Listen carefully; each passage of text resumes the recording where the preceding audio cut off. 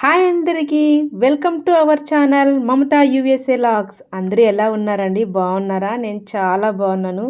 మీరందరూ బాగుండాలని మనస్ఫూర్తిగా కోరుకుంటున్నా.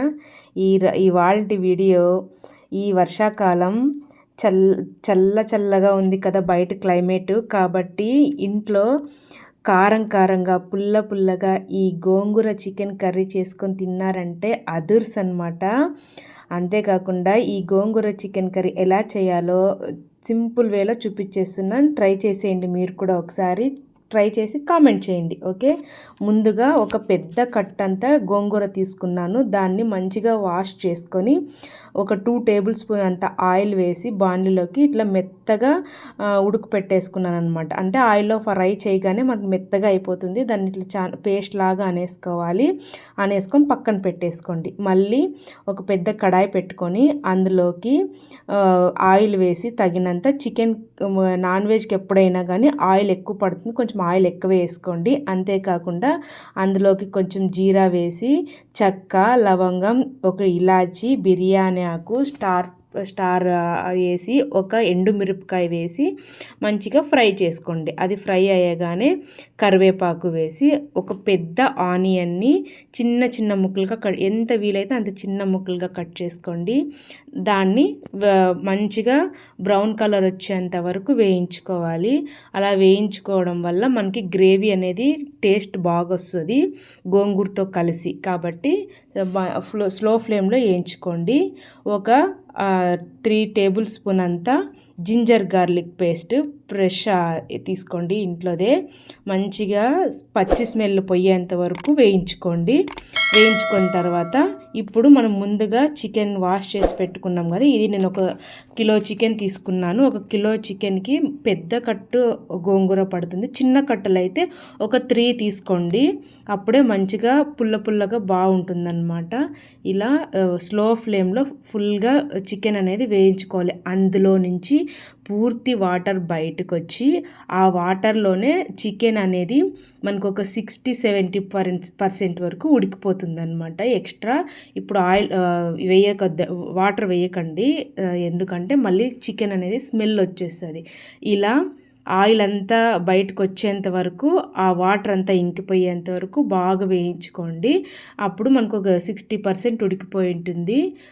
మనము అప్పుడు ఉప్పు, తగినంత పసుపు, అదేవిధంగా గోంగూర కాబట్టి పుల్లగా ఉంటుంది, కారం అనేది ఎక్కువ వేసుకోవాలి. అప్పుడే 2 బ్యాలెన్స్ చేస్తాయన్నమాట. నేను ఇక్కడ 2.5 స్పూన్ అంత కారం వేసాను. మీరు ఇంకా కారం తినగలరు అంటే ఇంకా కొంచెం వేసుకోండి. ఎంత కారం ఉంటే అంత బాగుంటుంది టేస్ట్. 2 స్పూన్స్ అంతా నేను ధనియాల పౌడర్ వేసినాను. ఒక చిన్న స్పూను గరం మసాలా వేసాను అనమాట. ఇవి వేసి మంచిగా ఆ మసాలా అంతా చికెన్కి పట్టేటట్లా వేయించేసేయండి. వేయించి దాంట్లో నుంచి కొంచెం ఆయిల్ అనేది బయటికి రావాలి, ఆ మసాలా అంతా చికెన్కి పట్టాలి. అలా చేసుకొని ఆ తర్వాత మనం ముందుగా పేస్ట్ చేసి పెట్టుకున్నాం కదా గోంగూర, అది ఉడికేటప్పుడే మెత్తగా అయిపోయి పేస్ట్ లాగా అయిపోతుంది. ఆ పేస్ట్ని ఈ చికెన్లోకి వేసేయాలి. ఇట్లా గట్టిగా ఉంటుంది కదా, లేదు మాకు కొంచెం ఇంకా గ్రేవీ లాగా కావాలి అంటే దీన్ని జస్ట్ మిక్సీలోకి వేసి ఒక బరకట్లు తిప్పండి. కొంచెం పేస్ట్ లాగా అయితే ఇంకా బాగుంటుంది. మీరు పుల్లగా తినాలనుకునే వాళ్ళు. నేను అలా ఏం పేస్ట్ చేయలేదు, ఉడకపెట్టేటప్పుడే ఫుల్ స్మాష్ చేసేసినాను. ఈ గోంగూరని వేసి ఆ చికెన్కి అంతా పట్టేంత వరకు మంచిగా స్లోగా మిక్స్ చేసుకోండి. ఎందుకంటే చికెన్ ఆల్రెడీ హాఫ్ ఉడికింటుంది కాబట్టి ముక్కలు అయిపోకుండా ఉంటుంది. ఇలా వేయించుకుంటే ఆ గోంగూర పులుపు అనేది చికెన్కి మంచిగా పడుతుంది. ఇట్లా వేగిన తర్వాత గ్రేవీ కోసము ఒక చిన్న కాఫీ గ్లాస్ అంత వాటర్ వేసుకోండి. మీకు ఇంకొంచెం ఎక్కువ గ్రేవీ కావాలంటే ఇంకొంచెం ఎక్కువ వాటర్ వేసుకోండి, చాలా ఎక్కువ వేసుకోవద్దు, మళ్ళీ లూజ్ అయిపోతుంది అనమాట లిక్విడ్ లాగా. కాబట్టి ఒక కాఫీ గ్లాస్ అంతా వేసుకున్నారంటే సరిపోతుంది.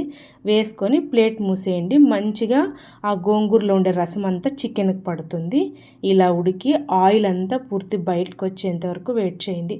ఇలా చేసుకున్నారంటే బగారా రైస్కి కానీ చికెన్ బిర్యానీకి కానీ అంతేకాకుండా నాన్ చపాతీ అలా చేసుకొని తిన్నారంటే చాలా బాగుంటుంది.